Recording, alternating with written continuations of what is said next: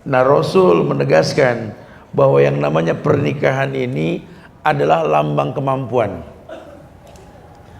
Makanya Rasul bersabda, ya ma'syaras sabab man istata'a minkumul ba'ah falyatazawwaj. Ya ma'syaras sabab.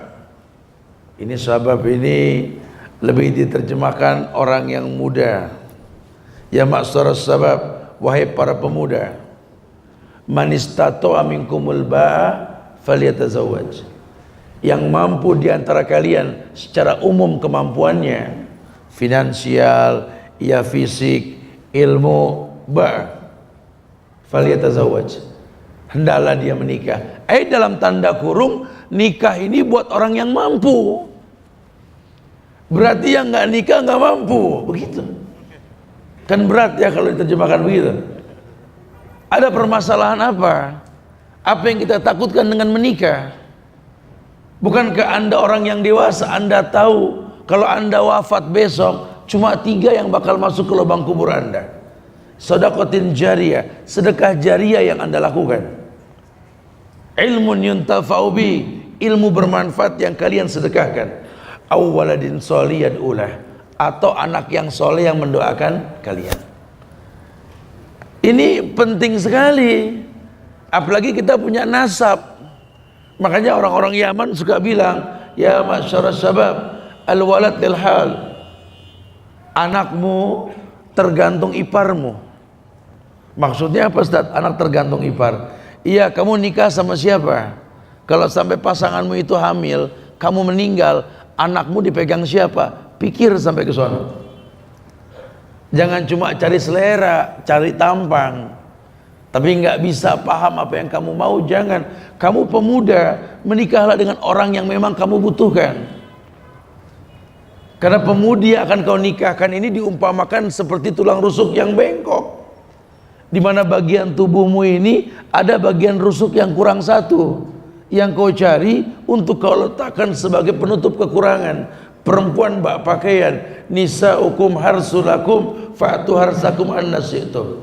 Kadang diterjemahkan perempuan bak ladang. Bicara nanti ladang mau dibangun perumahan, mau dibangun sekolahan, atau mau dipacul ditanam tanaman, urusan Anda. Yang pasti nisa'ukum harthulakum.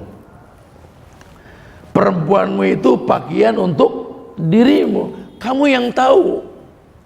Jangan udah dibeli ini ladang, udah punya ini ladang, bingung mau ngapain. Itu yang banyak. Akhirnya hayalan tinggal hayalan. Karena banyak orang pengen nikah, yang dihayalkan itu salah satunya ada apa? Baiti jannati, rumahku surgaku. Baiti jannati, rumahku surgaku. Nah, kalau sudah bicara surga, kan kita nggak bicara perkiraan, karena kita bukan kontraktor surga, betul? Atau pemborong bangunan yang pengen bikin surga, bukan. Surga itu mala ainun ra'at wala udhunun sami'at wala khatara ala kulli qalbin basar. Surga itu matamu pasti belum melihat, telingamu pasti belum mendengar, hatimu belum bisa menghayalkan. Itu surga. Kenapa? Surga gaib. Surga gaib. Kita cuma dikasih bayangan di Quran tentang surga, tajri min tahtihal anhar. Surga itu ada sungai yang mengalir di bawahnya, tapi kan sungainya juga gaib. Karena sungai di surga ada sungai madu, ada sungai susu, ada sungai homer, betul? Bayanginnya susah udah. Dan kalau kita bayangin sungai madu ada di dunia, repot. Ini apa sih, semut mulu, betul ya? Madu.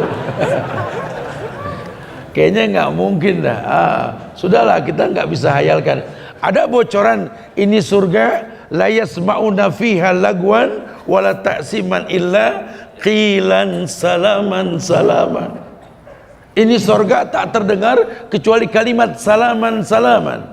Nuansa keislaman, ketundukan dan kepatuhan, menyerahkan diri kepada Allah. Hingga kalau kau buat sebuah surga, penghuninya itu memang betul-betul orang yang tunduk dan patuh kepada Allah. Makanya Kalau kau ingin bikin surga, pendampingmu siapa? Layak gak dia dikatakan bidadari penghuni surga? Karena surga ada bidadarinya, yaitu para wanita yang akan membuat iri para bidadari surga. Kan saya pernah bilang di Masjid di Bandung, saya lupa kemarin itu, orang-orang perempuan kalau ngomong surga suka pada kesel soalnya.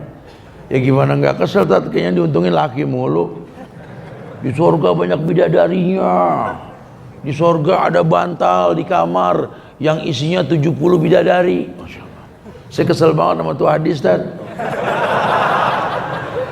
Loh, kalau bantal ada 70 bidadari, saya sebelah mana, Tad? Begitu dia bilang. Ya nih orang udah masuk surga udah bagus, betul ya? Dia pikirin begitu. Untung Islam kasih bocoran bahwa wanita soleha di atas dunia ini akan menjadi pemimpin para bidadari surga. Tuh. Membuat iri bidadari surga karena kecantikan wanita soleha akan melebihi cantik ya bidadari surga, dan dia memimpin. Jadi nggak usah kesel kalau masuk kamar nanti di surga banyak bidadari, tinggal suruh keluar, betul. On sendiri dia di surga. Gitu aja bingung ya. Udahlah, jangan dihayalkan. Pokoknya surga itu la yasma'una fiha lagwan wala ta'siman illa qilan salaman salam. Kita belum bisa ngayalin surga, tapi yang pasti surga isinya tidak ada keributan, isinya ketundukan dan kepatuhan.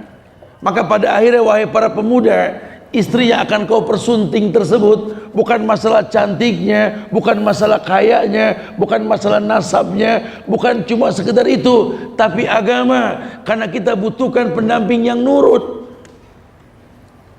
Paling enak kalau pulang kerja ada yang nurut di rumah, paling enak.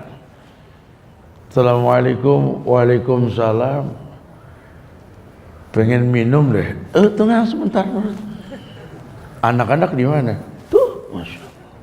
Cantik-cantik, ganteng-ganteng, wangi-wangi, rumah bening, bersih. Karena sorga itu bersih, sorga itu wangi, penghuninya itu wildanun mukhalladun, bayi-bayi kecil yang indah dipandang mata.